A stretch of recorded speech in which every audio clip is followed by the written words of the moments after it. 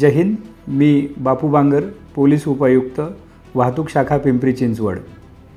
दिनांक 18 जून 2025 रोजी जगद्गुरू संत श्री तुकाराम महाराज पालखी सोहळ्याचे देहूगाव येथून तर संतश्रेष्ठ श्री ज्ञानेश्वर महाराज पालखी सोहळ्याचे दिनांक 19 जून 2025 रोजी आळंदी येथून पंढरपूरकरिता प्रस्थान होणार आहे।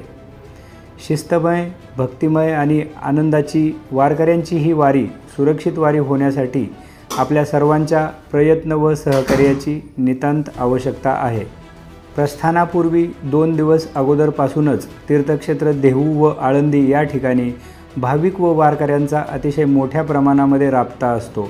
यास्तव पिंपरी चिंचवड पोलीस आयुक्तालयाच्या हद्दीमध्ये दिनांक 16 जून 2025 ते 20 जून 2025 दरम्यान वाहतुकीच्या मार्गांमध्ये बदल करण्यात आलेला आहे। देहू व आळंदीकडे येणाऱ्या मार्गांवरून कोणत्याही प्रकारची जड व अवजड वाहने आणण्यास मनाई आहे। त्याचबरोबर देहू व आळंदीच्या रिंग रोडवरून शहरामध्ये मंदिराकडे येणाऱ्या सर्व मार्गांवरून सर्वच प्रकारच्या वाहनांना प्रवेशबंदी करण्यात आलेली आहे।